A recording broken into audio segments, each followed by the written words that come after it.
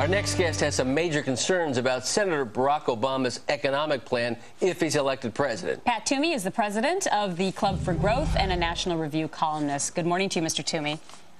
Good morning. All right, so let's talk about what your concerns are, because you say this is Obama's new deal.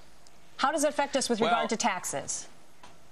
Well, yeah, specifically, the Great Depression was so severe and lasted so long because of a failure of government policy, including repeated tax increases by Hoover and Roosevelt.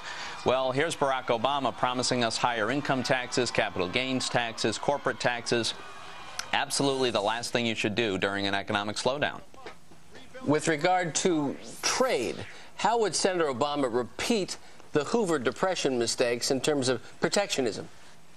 Well, you might remember that it was Hoover's Smoot-Hawley Act that launched a trade war which blocked American exports. Well, Barack Obama has said that, well, he's on record in opposition to the South Korea Free Trade Agreement, the Colombia Free Trade Agreement, and he said he would even consider unilaterally withdrawing from NAFTA if the parties won't agree to renegotiate it.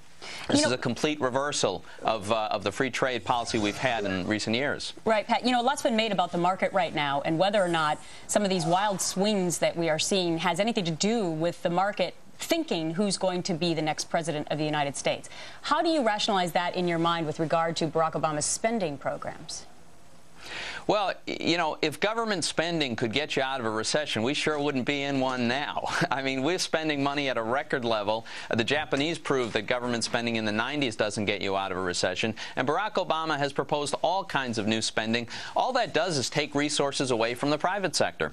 The money has to come from somewhere, and that's why new government spending doesn't get you out of an economic slowdown. You know, more and more people are talking about the so-called Employee Free Choice Act and how that will impact small and large American business in terms of driving up costs and probably in the end reducing employment in this country. Tell us about that and why that's a mistake.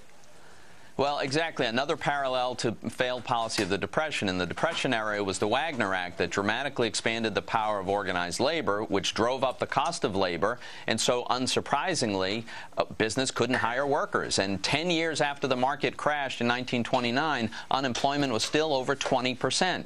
Here's Barack Obama now proposing that we allow unionization by intimidation, which is what you get when people don't have a secret ballot, the decency of a democratic process where people can decide in private whether or not they want to join a union. Instead, Obama wants people to be really be able to be pressured into signing a card and joining a union that way. It just doesn't make sense for our economy, and it's not good for labor in the long run. All right, Pat Toomey with his thoughts on Obama's new deal. Thanks for sharing your time with us this morning. Now, thanks for having me. Thanks, Mr. Toomey. Nice to see you.